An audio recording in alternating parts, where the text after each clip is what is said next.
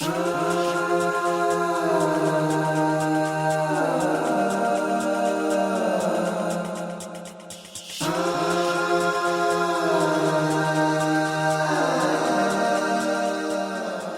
back, everybody. We're happy you're here to Tammy Tuesday's podcast. We're excited that you were able to join us today, and we have an amazing guest that I can't wait for you to hear from. Dear friend of mine, the famous Letitia Frye. We go way back. I've known her for many years now, and she is a force.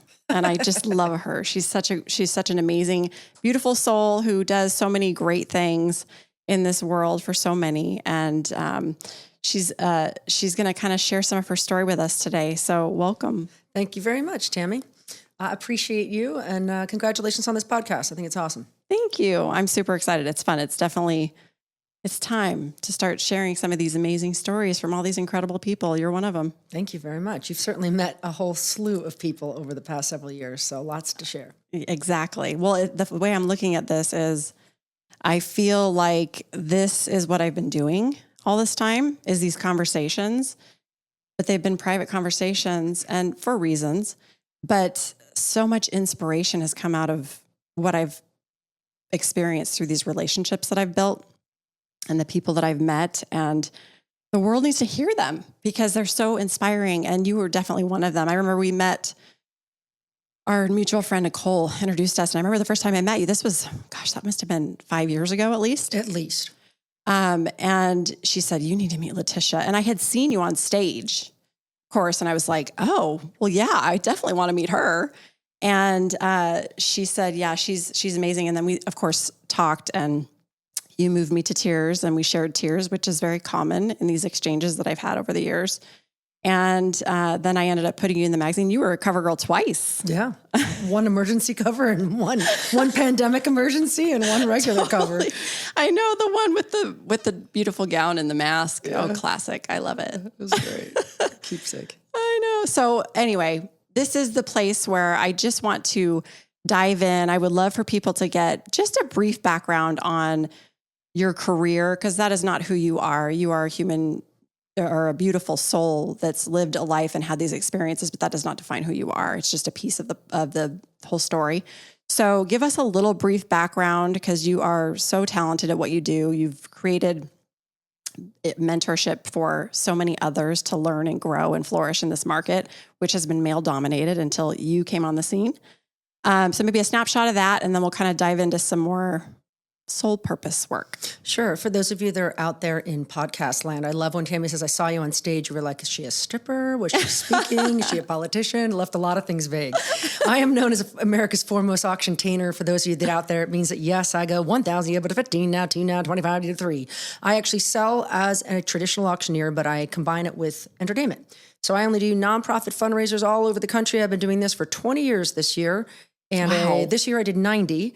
And I work all over the United States. I work for all kinds of different dignitaries and sports personalities and actors and everything, because everyone's bonded in one commonality, and that is doing good with fundraising via auctions. So that's what I do. It's a little bit more of what I do than who I am. I actually backed up into that and decided to volunteer for all of my clients that I raise money for. So it's not just a matter of getting up on a stage in a cool outfit and then doing that cool chant I just did for you. It's about going out and sitting with people that have been diagnosed with ALS. It's about being a camp counselor at Kids with Cancer. It's about sitting with someone that's dying at hospice. It's about going out to hunt on the border with people to understand what's happening with trafficking, with drugs and different things. So that is my life. It's really cool. It's like an on-the-ground seat that you take in and amongst people that are struggling, and then you bring it back into a ballroom and you get to help people be a part of being the best part of it. So I get to see people at their best in helping each other, and I get to see people in their struggle as well. So it's this incredible view, and it's a blast. My job is a blast, but it is definitely a ride. It's a ride. Well, that's why you have such an impact and are able to. I mean, you raise incredible funds for these charities and nonprofit organizations that need them so badly, and you're so talented at it. And it's truly because you dig in.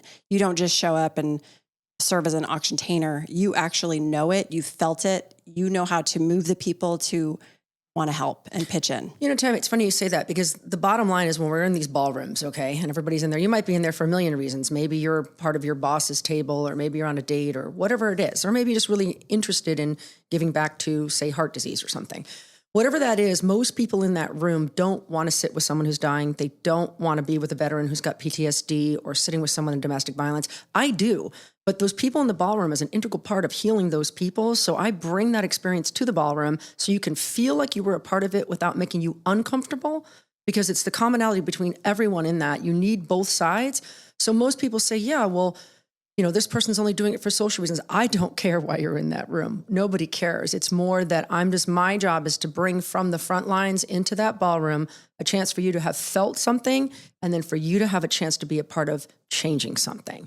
And that's what it is. I consider it a huge honor. Yeah, it really is cool. And it's so interesting to watch you work, and you always crack jokes. You always say, I know I look weird. I'm this tall blonde saying all this stuff. Just pay attention, guys. And you always rein it back in. You have such a way about doing it. Well, it's so funny whenever I start out. Okay, because I'm usually... You have to know, people, she shows up and she is a knockout. She's a tall blonde drink of water who's gorgeous and wears these amazing gowns and all kinds of outfits that are just like, you can't help but stare. And so it's funny when you see, and then all of a sudden she does her magic and you're like, what is happening? It's a lot like when you see people, they're watching a car accident. They just can't stop staring because they're like, wait, what's happening out of her mouth doesn't match what I'm visually looking at. Exactly. So it takes people a hot second when they're like, that cowboy's going 5,000, yeah, but 55, now 6,000, now 65. They're like, but she's wearing Louboutins. I don't understand that. It's true. I know. First time I saw it, I was like, what is happening over there? This is really cool. So that's why when Nicole's like, you need to meet Letitia, I said, yes, I do. So it's very cool. But like I said, this is what you do. And the fact that you do it, it's felt with heart, it's felt with purpose, and it's beautiful. And you've changed so many lives because of what you do for your job, and the fact that you've helped other people do what you do. Talk about that a little bit, because you've done a mentorship around this for a long time now. I have mentored over 50 people, predominantly women, and mostly because when I got into this, it was extremely male-dominated and sexist. And I don't want to throw any guys under the bus. That's only because nobody had asked them to do better. I always say people can do better when they know better.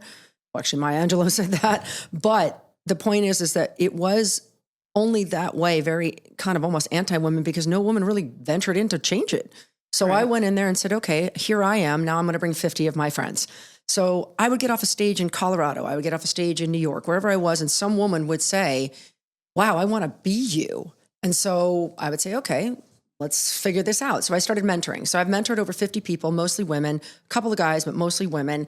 And now they're just ripping it up all over the country. And auctiontainment and auctiontainers became a thing, which that moniker was given to me by Alice Cooper 15 years ago. Yeah. And mostly because he just saw me like with the mic getting in it. And he's like, you should have been a singer. And I'm like, I can't sing. He goes, me neither. And I was laughing. He's like, it's just entertainment. He goes, it's auctiontainment. You're the auctiontainer. So he coined the phrase for that? He did. Oh, I love that. Well, I know you guys are great friends. But yeah. It's the perfect way to describe what you do. And now it's a thing. So now people actually do it. And one of the predominant differences of an auctiontainer versus an auctioneer is the time in the field. An auctioneer gets up and studies what we're selling. An auctiontainer goes out into the field and studies who we're selling it for. Right. And that's basically one of the bottom line differences. The second difference is an auctioneer tends to stay on a stage or at a podium and has notes. An auctiontainer is in the audience, no notes. Right. That's the thing. Before you go up there, we've seen each other before many times, and you are in. Oh girl, I can't talk to anyone. Yeah. You're like, don't look at me. Because you're just in it. You were in the zone, and it's very clear. And even when you leave, you're exhausted because you've been exerting so much into this that's been coming straight out of your heart. You really, it's and just anyone pouring that's out of you. also seen me sometimes I get off stage, I am like on fire. How do you bring that down? And if I'm doing 5 in a week in 5 different cities with no connecting flights, okay, how are we managing this? So it's kind of, I have a don't think, just do thing that goes on. But then when you cross over the finish line, like September, I had 24 flights in 30 days. When you cross that finish line, I need to just allow myself to go sideways for a little while, and then I pull it back together. But it's definitely a balance. And then everyone, especially the women that I've mentored into this, I tell them, look, a little lonely on the road, and definitely not for everyone. Some of my mentees have decided they're going to stay in the state of Texas and they're just going to work there. They're going to stay in Arizona, they're just going to work there. Other ones are like, no, I want the full gamut. I'm going. And they do. And it's wild to watch them from like, okay, I'm going to take 3 flights this week. And then they're taking 3 in a day. And it's just so cool to watch because they love it. They love it. Yeah. You're like a proud mama, I'm sure. Oh, no idea. I feel like the eagle that's watching them all take off flying, you know? I know. Look, there's eagles everywhere. Well, that's a really good segue because I want to talk about this for a second because there is a real thing in this human experience called burnout. Yeah.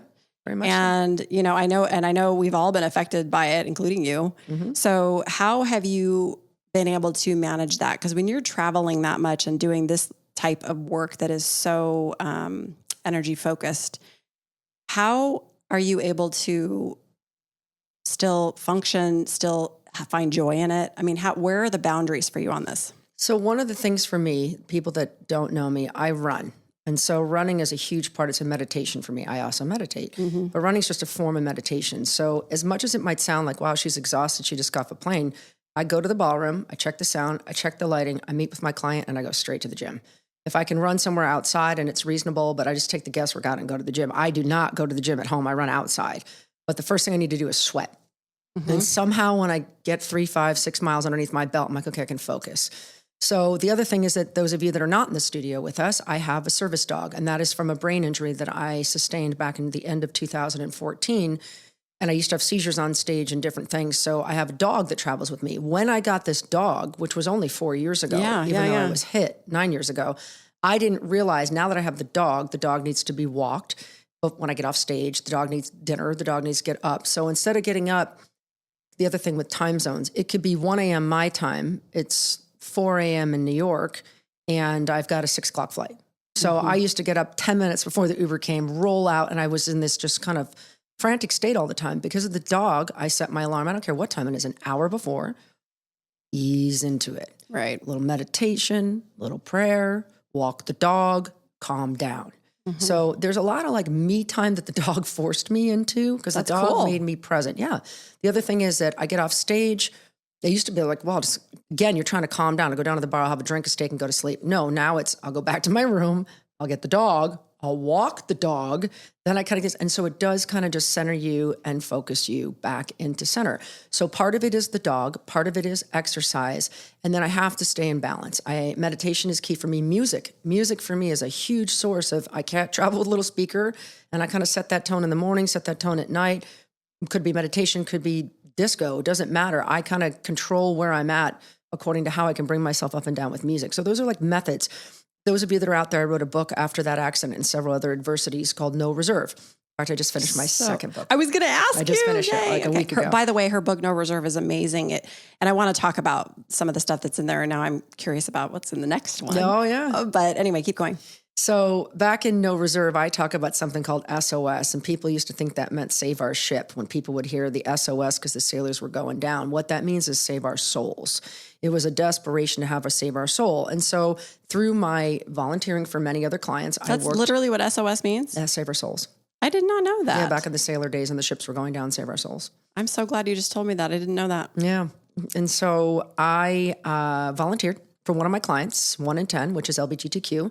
And I was a camp counselor for 8 years at their gay camp. And I took the young transgender children long before transgender was really anything anyone even recognized, even in the gay community. And these are kids that are mostly throwaways, not runaways. And so suicide is a major, major part of the identity crisis that many are going through. And so they teach a course called SOS.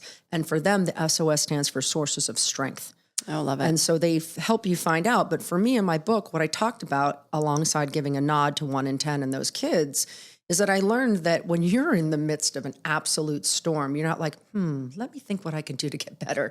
You're drowning. You're Save surviving. our soul. You're trying to survive. Thank you. Literally SOS. So it has to be something. If there's a pair of running shoes next to me, I don't need to think about it. All I know is you just roll over, put those on, and get outside. And that will take me back to center. So there's things that we identify SOSs. So music is an SOS for me. The dog is an SOS. I mean, running is an SOS, cooking is an SOS, writing is an SOS, reading is an SOS. You have to identify them long before you need them. Right. Long before you need them. So a lot of those answers to the question on how do you maintain that balance on the road, I know my SOSs. And I know when I'm in trouble. I also will tell you, and you and I know this because you just gave me a holiday gift of tequila. We all know I love that. Me and Sammy Hagar go way back on tequila. I love to let go like the rest of everyone else, but I can't do that when I'm working. And my job keeps me in balance as far as that goes. But I have to tell you, when I get to the end of one of those, I'll go sideways for a night or two, and I will not ask myself, just let it rip. And then I'll come back and like, okay, let's get it back together. Because it maintains, you cannot do that when you are in the midst of, you show up every day for you show up every day for what's in front of you. You don't think, you just do. You maintain the balance, you find your SOSs, and you just get it done. Right. You know, a lot of times you tell my kids, Mommy's going to war this week. So here's all the food in the fridge, you know, because I mean, I'm a single mom. Those of you that are also understanding out there, this book that I wrote that is about a limitless life called No Reserve, which is an auction term, because in auctions, when you put a reserve on something, it means you have to start at that price. And in my book, I used it as a metaphor for the fact that if you tell life, well, I'm only willing to do this if I start here, then you've just limited your life. You just basically said, I'll only go so far. Mm-hmm. So my book is about digesting what are your blocks, how do you help get rid of them, how do you get back to center. That's my first book. My second book that's coming out is that I realize, what's the point of living a limitless life if you're not a limitless being? And so 9 times out of 10, when I would help you in the first book to identify what was an issue or a problem, it's usually just stuff in your head, which means 9 times out of 10, you are your problem. Right. So in the second book, it gets down to, how did you become your problem? And then once we a deeper dive. Oh, yeah. And then once we figured out how you are your own problem, how do we undo that? Yep. Yeah. Wow. Oh my gosh, I can't. When is that coming out? Probably, you know, in the publishing world and the rest of it. Now that it's done, now I have to go back through and edit through the whole thing, which my goal is to have into my publisher's hand by February. Oh, that's exciting. I would say it would be a book that comes out in end of 2024, possibly 2025. Okay. So it is. And that's awesome. Oh, I can't wait for that, because it's the deep dive that people don't realize is so essential for doing everything we do and finding purpose and living a happy, joyful, peaceful life. And the funniest thing is, anyone that thinks that that is a beautiful, peaceful ride is out of their mind. It is messy. It is painful. It is awful. All of the rest of it. But what happens on the end of that journey is extraordinary. So I always tell everyone, it won't be easy, but it will be worth it. I know. Let's talk about that a little bit, because you have had so many major events in your life, traumatic, I will say, events that obviously are part of your story, part of your journey. And I'm sure you talked about it a lot in No Reserve. But really those events that all of us as, you know, humans that walk in these bodies have to experience, right? These are the tools. These are the tools we use to learn for our souls to evolve. How you handle them is part of it. So talking about specifically, you have such a story around suicide.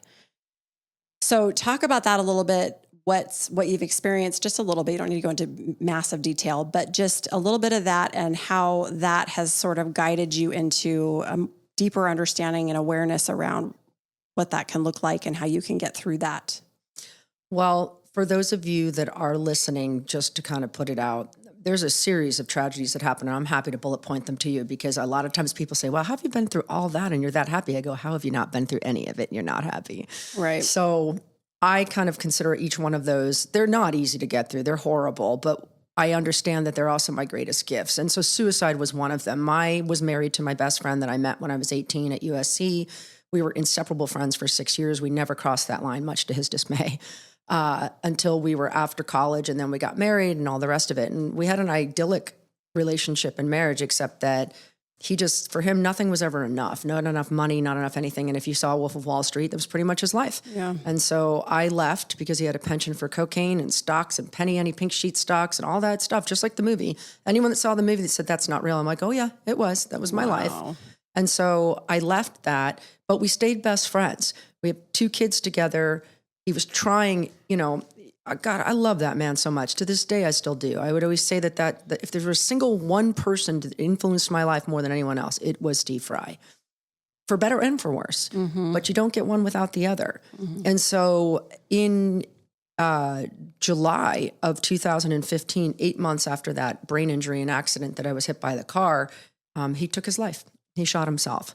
And so that was, to me, I mean, I guess if I were to put my finger on one thing that was the most pivotal point in my life where everything changed, it would be that.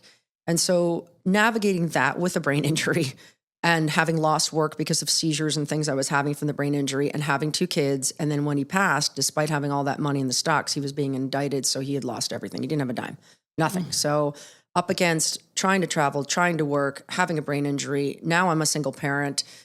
Now he's gone, like all the rest of it. And by the way, P.S., the greatest love of my life and my best friend. So those were, I mean, Great it was loss. just it was horrible. And the hardest part for me, and I think I can finally get through saying this without crying, because the hardest part was my 11-year-old son. I got home and he was just absolutely bawling, but like uncontrollably. And he grabbed my face and he said, "Mama, as strong of a woman as you are, how are you going to make me a man?" And he was bawling. He said, "Because a man needs a man to learn to be a man. I've lost my chance to be a man." And he was out of control. And I grabbed him and said, "Son, that is not true. We're going to do it with help, with mentors, and I'm going to do it by example. A man does not learn to be a man from a man. He learns by example of people that show up, that do what's in front of them, and remember those people around them." And I said, "We're going to do this." And unequivocally, that's what we did. The first thing I did was get him a mentor. But that suicide, first of all, the other thing is this. I would be lying to you 9 years later, almost 9, it'll be 9 in July, to tell you that there weren't days where I just pissed off. Like, great, I'm glad you're not here because I am. So you, of course, go through that with someone. When people ask about deaths, there is definitely the fact that someone died. The other thing is some people find that as stigma. I don't at all. I now have more empathy and compassion because the way I see it, we lost one of our own. We're all out here fighting and struggling. And when you've lost one, you could take a knee for them for a hot second, because if you've ever been in the dark tunnel, you will respect the fact that we lose some on the path. And and I think you're lying if you say you've never felt that way. Oh, of course. And human life is hard. It's very hard. And then the worst part about it is when you're feeling like that and you know you can't do anything about it. So like with Stephen being gone and me being a single mom with 2 kids and I have to show up, that's not an option. Doesn't mean I don't feel that way. Yeah. And then some very well-meaning friends decided to introduce me to a man who had gone through just as much as I had. I mean, death of a mother, death of a father, death of a best friend. I mean, just on and on and on and on. I guess people thought 2 broken people make a whole. And we blended our families. Great guy, great kids. And one of his children took his life. So now we had another suicide, and so did my family a year and a half after that suicide. And so now what happens is that anyone that's going down that path, especially with their kids or a family just happened, they call me. And one of the most devastating things for me to say on this podcast today is that my largest client is St. Jude Children's Research Hospital. And as hard and bad as it would be to hear your child has cancer, if anyone out there associates me with St. Jude, and they do, they call me all the time. I have like 9,000 different people and organizations I can introduce you to. I can get you financial help. I can get you treatment. I can get you counseling. I mean, take your pick. And that is the leading cause of death by disease in the United States is pediatric cancer for children in the U.S. The second leading cause of death is suicide. And when you call me, I have 1 number, maybe 2. That's it.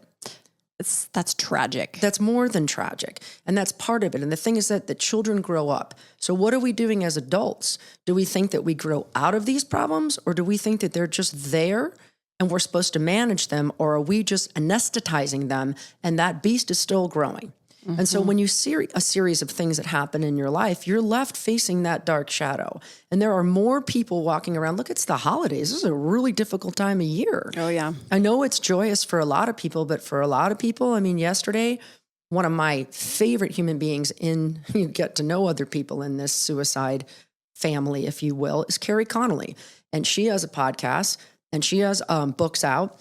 And she showed up at my door yesterday because now she's my neighbor and wanted me to get her mail while she was gone. I'll give her a shout out on this podcast because she's awesome. You should have her on. Yeah. 100% make that intro. I'd love to. Her husband took his life, and then shortly thereafter, her son took his life. Oh my gosh. And so she had 2 back to back, and so the woman that came to the door to drop off the key, I wasn't home with my house guests and my kids in front of them, probably would have never guessed in a million years.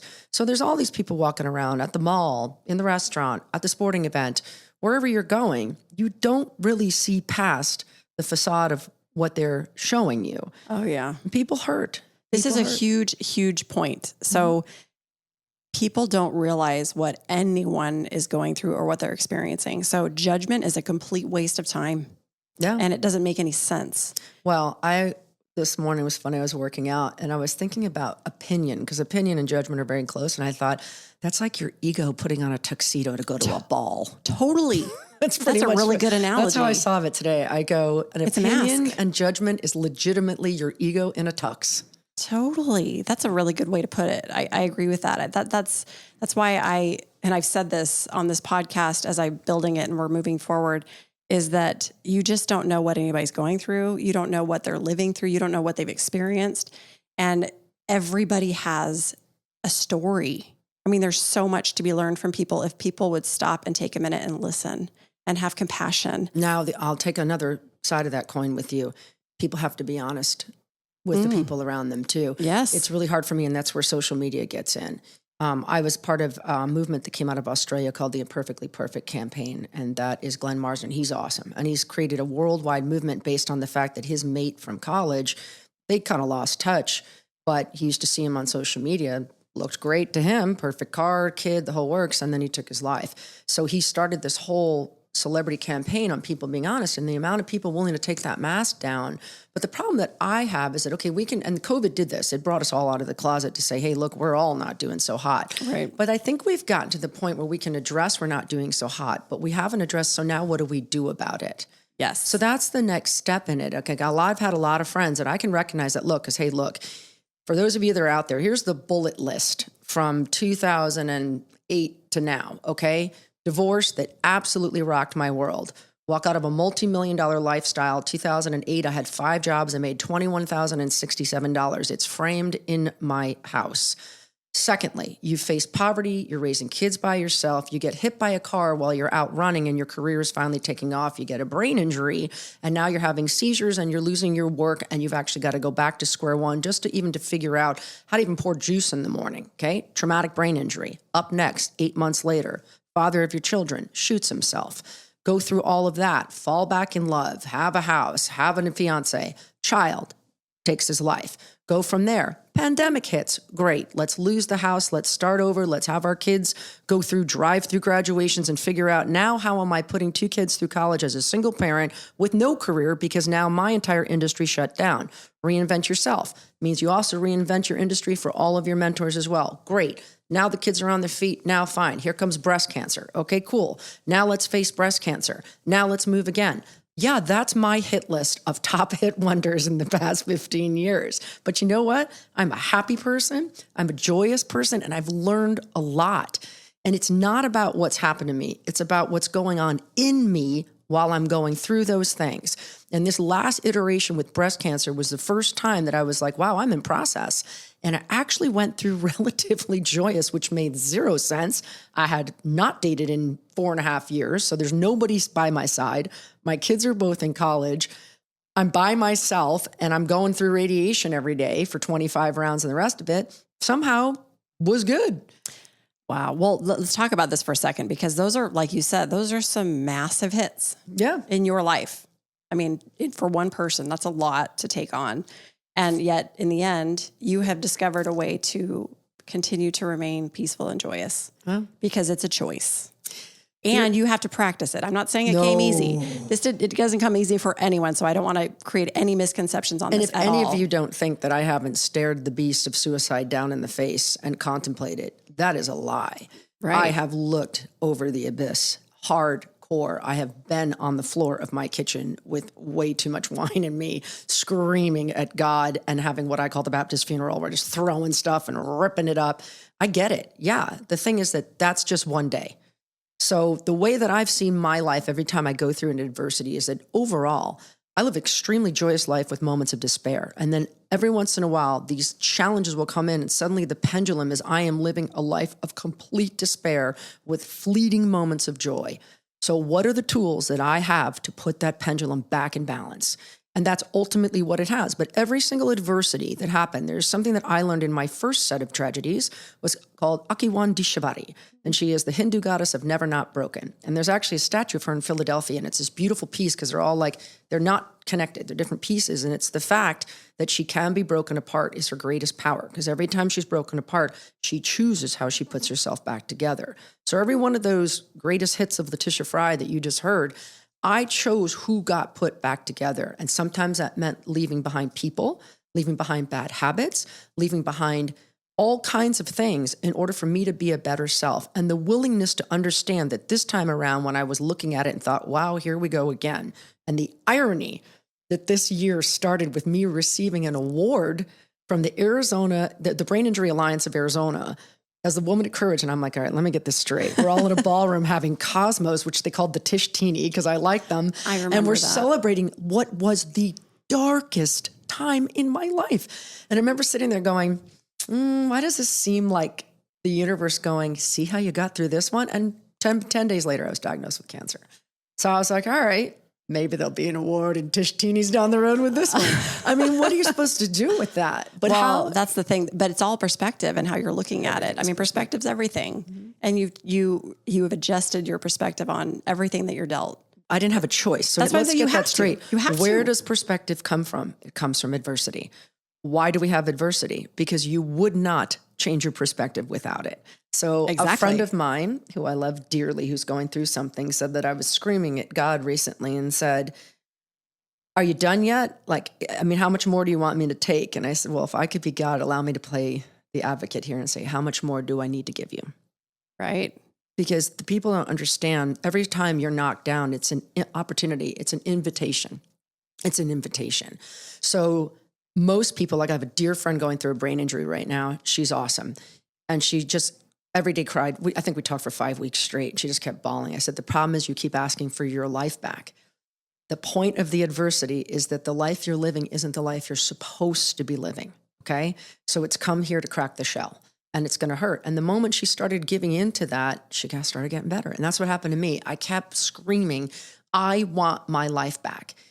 You're fighting against it. Yes. Instead of embracing it. Exactly. Yeah. And then I want to say the life that you complained about all the time, you want that back now?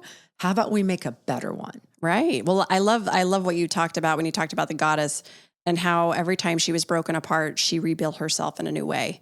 That is so huge because that is exactly what happens. And that is how you evolve and how you grow and how you stop these cycles. It's not even that you're stopping them because new things are going to constantly come at you. It never stops. I mean, they're constantly coming at you. So the difference is, back to perspective, how are you going to look at it this time? How are you going to handle it this time? What are you going to do? What does it look like? Well, I think the other thing is that all of us are going around with things that are stored inside of us. Now, someone that really changed my perspective is that I had a dear friend that introduced me to Michael J. Singer, and his Living from a Place of Surrender and his book, The Untethered Soul and things like that. Mm-hmm. He's one of my favorite people. He's also very funny, which again, you have to have a sense of humor in all this stuff. It is life. Yep. But one of my favorite things that he talks about is that the stuff that we store, the samskaras that you store, that the point of all this stuff is it's happening. It's not meant to be kept inside. So if I'm still walking around carrying, let's take that divorce. That was in 2008. We're in 2024 almost. If I'm walking around still angry about my divorce, whose fault is that? Right. I didn't get through it. I mean, I love when he says this perspective. He goes, when you drive down the road, there's trees passing, there's lines on the street passing. You're not storing any of it, but we pick what we store. So I think for me with these adversities, they just help me take the baggage out.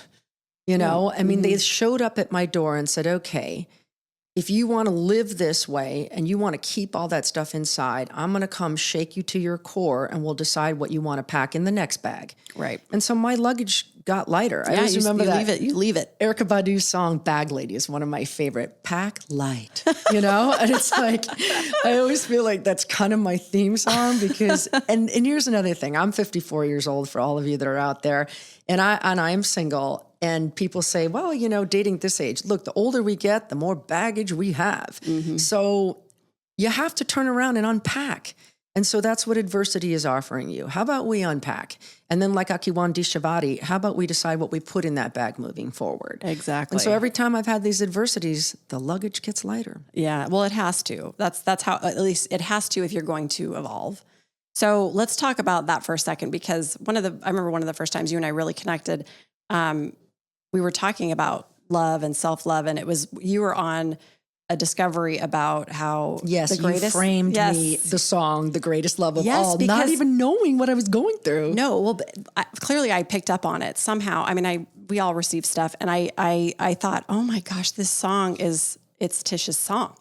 I mean, it was. And so the song we're talking about is Whitney Houston, The Greatest Love of All. Any of you who have really listened to the lyrics of that song, it is the most beautiful, poignant song. I have goosebumps because it is all about loving yourself and forgiving yourself and being truly, again, authentic, being you.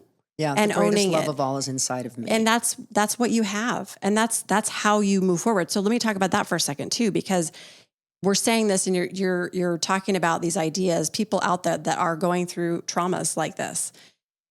What tools did you use to understand how that works, how you can unpack? What does that look like for you? I know what it looks like for me. What does that look like for you? Okay, well, first and foremost, humor's huge. Oh, And totally. I mean, honestly, like you got to laugh. And sometimes I think that, if you look at some of our greatest comedians, Belushi, if you look at half of them are deceased because they were kind of sad clowns, but you got to laugh. Okay. Even if it means laughing at yourself, you have to find some humor in it. Or you're just not going to make it. You got to laugh. So that's part of it for me. Well, God has a sense of humor. Yeah, wildly. I'll tell you, he is the funniest thing there is. Yeah, pretty much. I mean, really, he throws, anyway, go ahead. No, I get it. I totally get it. The other thing was this. Look, I am the most ADD, off the chart type A personality in the world. My kids call me the squirrel. Not even like, hey, look at the squirrel, just you are the squirrel. By the way, I want to stop you for just a second. Your kids, you have such amazing kids. You've done such an amazing job. And I just want to stop you for a second because we've talked about it, but I see what is happening with them and it's really cool. And it's something that you should be very proud of. And I think that they're very proud of you. Thank you. It's really beautiful. So just take that. And I know you do, but I really want you to hear it. Thank you. And I appreciate that. And I know my kids appreciate it too. Because it's been quite a ride, but they are magnificent human beings. So thank you for saying that and for seeing that. Yeah. So when I tell you meditation, everyone is out there like, oh yeah. I mean, if I can sit and meditate, and I was explaining recently, and I try to tell some of my kids, I started with 2 minutes and that felt like 30 hours. Oh yeah. Meditation. What is it to you? Look, I'm not talking about legs crossed, sitting in an Om position on a beach and peaceful. And anyone that lets you think that that's what awakening is about, it's more like your skin is burning clear off your bones and you're just screaming for help. Well, and it's true. I've talked about this in other conversations on this podcast that meditation does not look the same for everyone. No. At all. It's your own practice. Involved, like I'm kind of in like a reclined position. Right.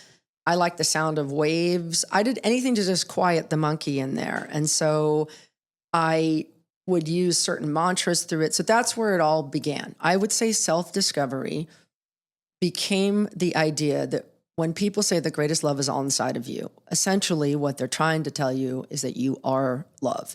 That's what's inside of you, quietly resonating. I don't mean love between a man and a woman. I mean this joyous, inexpressible, the peace that passes all understanding, the inexplicable joy, all of the above. The problem is the noise is why you can't. So people think that consciousness, awareness, whatever you want to call it, peace, all these different terminologies to come to when you look at someone and go, well, they're just so light. What they really did is they didn't attain anything. They lost things. And so that's it. It's the noise. And so what I didn't realize is that there was no line between me and my noise. And so I was living my noise all day, every day. The voice in my head, the ideas that I created about myself, the ideas that other people that created about me, and I could not get off the hamster wheel. So 2 minutes a day is how it started, and 2 became 5, and 5 became 10, became 20, became 30, became twice a day. What started to happen as you were starting this practice? I started to get into this. Well, first you're kind of just, my brain's going, but I started to realize I was watching it. Mm-hmm. So if I could watch it, well, then I must not be it. So I would say that overall in time, I started to have observation versus participation. So I started to notice there was a difference between me and the idea of me, and that I could actually choose to look at that hot mess rather than participate with it. So what first started empowering, to happen, right? Very. I mean, so what first started to happen was distance between the two. What second started to happen is in that space between the two came this feeling, this warm, inexplicable, almost between a dream state and a waking state that takes over all of it. I've never experienced anything like it. It was ecstasy, pure ecstasy. And then it comes to this point where it's so funny because then consciously you realize it and then you lose it. So it becomes a matter, because again, you're not chasing after anything. That's actually what's in there. I know, right? It's there. It's just waiting to be uncovered. It's waiting to be uncovered. That's it. That's all. It's always there. It's just all these layers that you put upon it, all these things that we talked about that are stored in there that are blocking it out. So for me, meditation became something that started to create space between me and the idea that I had created about me. And then in that space could come through my natural state. And then what started happening is it started coming through anywhere in the day, because once I started to understand it, I could tap back into it. So running is a method for me. Meditation is a method for me. I also noticed that when I was first going down the dark journey of the soul, I started to pray. Anything. I didn't care what it was. I needed an answer, but what does your prayer look like? Well, this is what I was going to tell you. I've subsequently looked back and kind of laughed, because here was my prayers. It's really good that we're at Christmas. It was a lot like, "Dear Santa, here's what I'd like." Your wish list? Exactly. I wish this. Yes, Please, thank you. I need this, and this to happen. And then Yogananda calls it beggars. Yeah, so the funniest beggars. thing is that my prayer looks like this now. Quiet, and then it says, "Be here now." That's it. Like, in other words, my prayer is, I can't change anything that's happening. So I'm going to ask you to get it in it with me so that it can be experienced as it is rather than as I need it to be. I surrender. I surrender. Amen. And we have a running joke in my family. My daughter recently used the term acquiesce. And I started laughing because when I first started this journey, I went out and I'd run like 12 miles, 13 miles, 14 miles. And I was talking to God and I'm like, it's like a wild stallion. You know, like when someone gets on you, the rider, and they're trying to break you. You're not trying to like hurt the animal. I go, what's that word I'm looking for? Acquiesce. Like I actually and then she said couldn't even say. And she pulled it up for you. I couldn't even say the word surrender. Literally not even understand what it means, let alone live it. Right. I couldn't even say it. Acquiesce. You know, I always joke one day I'm going to have a car and the license plate's going to say acquiesce. Well, surrender is a big one. And people don't realize what to truly surrender really means, because you're not in charge. Well, that's just it. And you better let go, because you think you got it, but you don't. Here's the beauty of all that, okay? So there's a lot of pain when he decides. And again, a lot of people are triggered by the word God. So universe, energy, source, anything you want. Mm-hmm. It's unfortunate that's the case, but whatever works for you.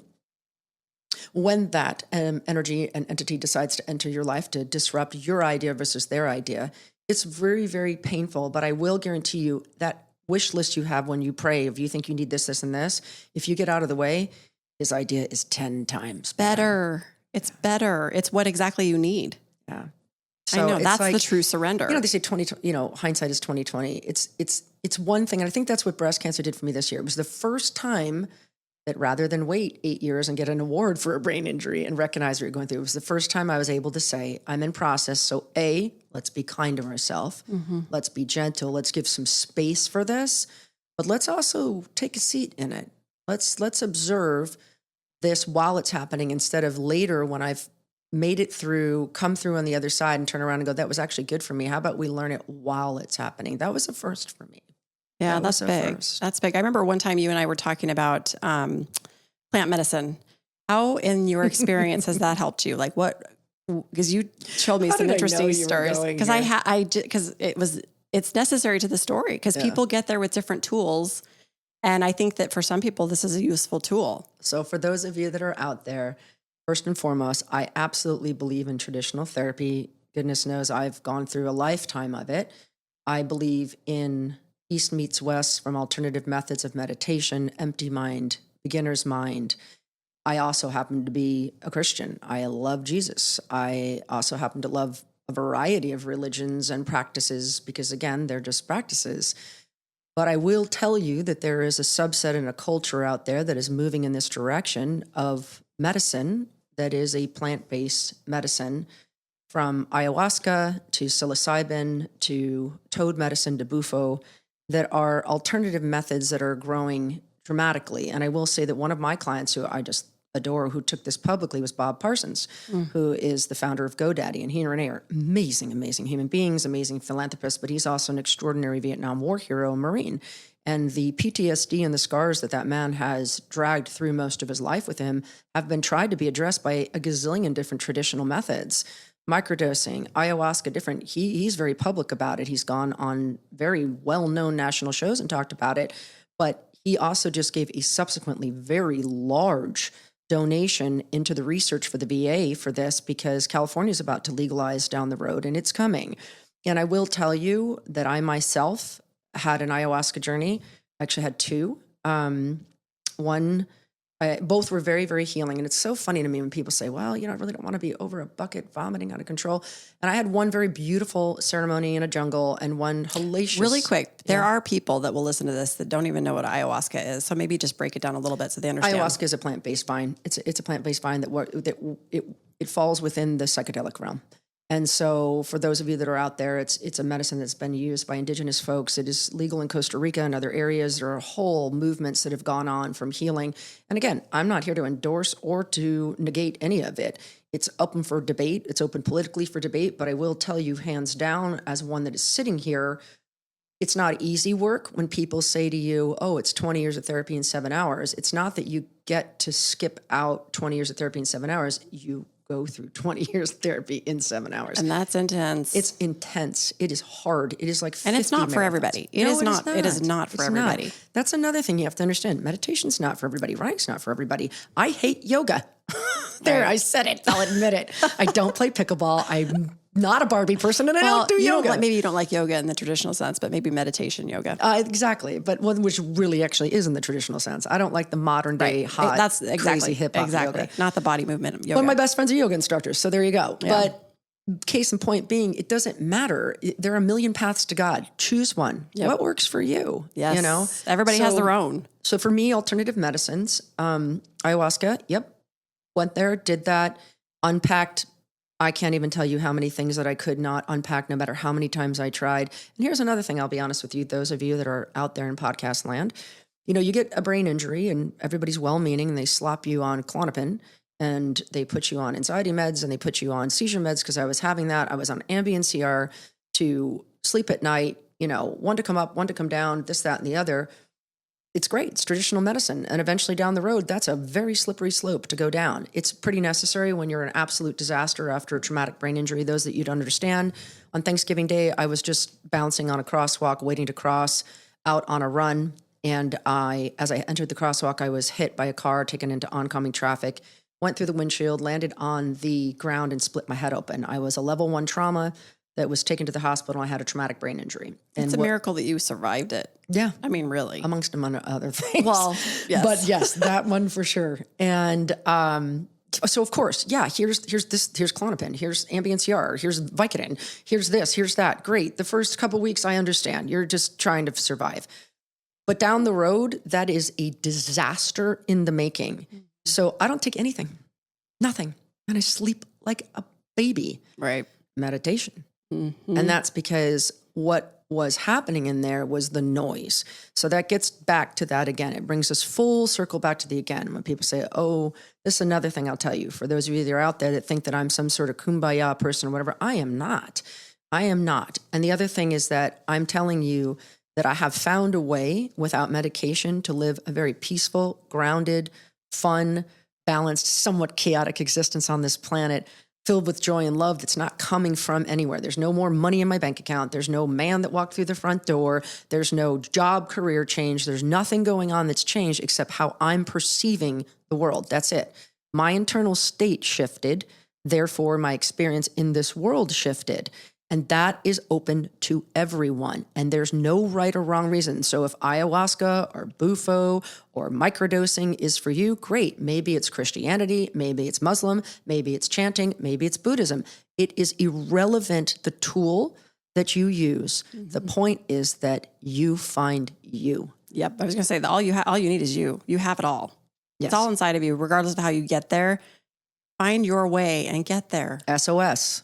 SOS. There's usually about 5 things for every human being out there. Again, when you're in the midst of the storm, you're not going to be like, what should we do today? If you're a hiker, you hike. If it's a hot tub, you get in it. If you're a prayer, if you're whatever it is, you already know the answer to that question. It's not the time to go out to reinvent yourself. And it's funny because while I was going through so many of those tragedies, because I set up this career where I had to go volunteer for everyone, I still had to show up to work. I didn't know that inadvertently I had created my own safety net, because when I was going through the brain injury and I was going through the suicides, I felt horrific about myself. I was worthless. Why was this happening to me? But I still had to show up and go see a child with cancer. I had to show up and see a dog that had been battered. I had to show up and go see an elderly that was in a hospice. But don't you think those were lined up just for you? Of course they were. That's because I began to understand that one of my SOSs is giving. Yes. So that giving, I always say it's a little bit like the Grinch. You know, when the Grinch suddenly felt his heart beat again, when I give, that little meter comes back and I'm like, wait a minute, I'm not worthless. Wait a minute, I do have something to offer. And then P.S., I thought I had problems. Right. I was going to say, you what, you want to hang around a couple of nonprofits, you'd be like, I think I'll take my baggage and go. Well, that's so funny. My Eric, one of his best friends always says, the two of them talk, they play tennis together all the time. And they'll sit there and bitch and moan about their woes, right? And then they kind of come to their senses and say, most of the time when I'm hanging out with other people and they start sharing their stuff, I just kind of go, I'm going to be over here. Yeah. I'm just going to take this back. I'm fine. I'm fine. I work with all different, right, left, every religion, everything, everywhere. And one of my favorites is Joey Jones. He's actually a war analyst and a double amputee on Fox News. And I love it because he's an extraordinary public speaker. Shout out to Joey. He's an awesome young man. And people say, Joey, how are you? It's exactly the same thing. I got that line from him. How are you so happy? You don't have any legs. And he goes, how are you not? You have yours, and he's someone that started to offer me that perspective. He's someone that I met because we both volunteer for a group that helps severely disabled and amputated veterans to have retrofitted houses to help them live successful lives with things that are actually built for them to succeed. So it's this whole beautiful world out there. And I think I got problems. Go hang out with Joey for a little while, right. And then look at around that room with anyone else. It's an extraordinary perspective. And again, that brings us back to the bottom line of a few things that this entire podcast boils back down to. Perspective, the tools that are available to you, not all are the same for everyone, but the destination of those tools is the same for everyone. Everyone has a birthright to figure out what's going on under the noise, and everyone will find different tools to find it. The journey will be long and the journey will be hard, but the journey will be worth it. Well, and the journey's constant. Constant. And the last thing I would say on that is that there is an adage that says, is it the journey or the destination? The most important thing you hear today, it's the company you keep along the way. Mm-hmm. Well, that's funny too, how that shifts as you start to walk through this. I mean, One day Shabati, pick up what you want. Exactly. People come, people go, and there's reasons for that. And that's okay. Bless and release. It's okay to do that. That's part of the journey because there is no destination. Even when you die, you're still going. Yeah. We're all on a spiritual journey, whether you want to know it or not. Exactly. I mean, you are.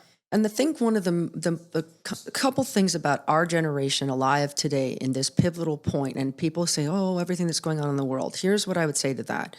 Social media can be a blessing and it can be a curse. So use it wisely and remember that not everything you see, again, I encourage people to be honest in the midst of the good, a few honest cracks in the mirror. I think one of the best memes I saw about social media is this mirror, and it's this beautiful apple that's looking at itself in the mirror, but what you don't see behind it is it's all eaten out in the back. And so I think that the best face forward that we all put out there trying to put in social media is part of a problem and an opportunity to be a solution. I think part of the other thing is that we've shifted from how can I allow the adversities and life that are coming at me to shift my perspective to what can I do in my life to be more comfortable and avoid them. Right. And so I think that we consider success to be how comfortable somebody is. I'd rather look at someone and know that they swung for the fences and missed 1,000,000 times and are laying there in the dirt, in the ground, in a pile of mess with a smile on their face. Not because they're driving the right car or living in the right house, but because despite all that, they remembered that inside of them was something joyous and extraordinary, and they were willing to get back up and try again. That's where the growth lives, period, is when you fall down, you get back up. And it hurts sometimes. But It hurts every time. You dust yourself off. Sometimes it doesn't have to hurt. Yeah. Sometimes it doesn't have to hurt either. I will say this to social media. One of the biggest issues that I think is comparison. And this happens whether it's on social media or not.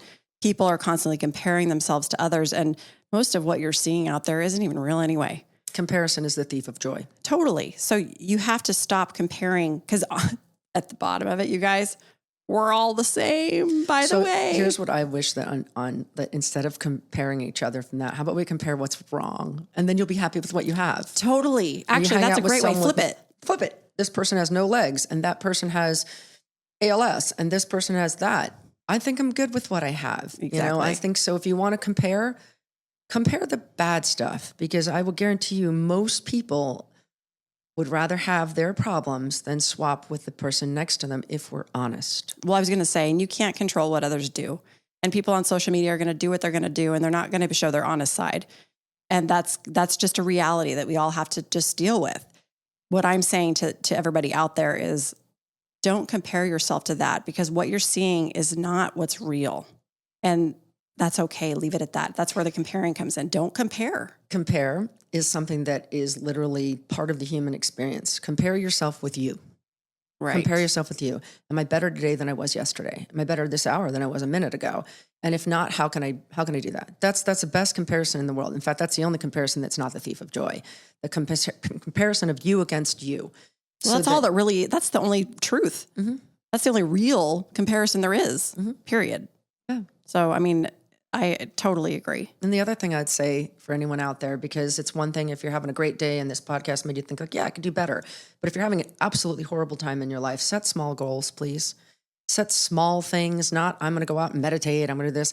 How about today I'm going to tell 3 people something I liked about them, and that's my goal for the day. Just something small. I always remember a big perspective shift for me came when I was in an auctioneer school, and it was a young guy, much younger than me, Canadian, and this gentleman passed on a bike of a Harley, and he was extremely, extremely large-sized man to be on that bike.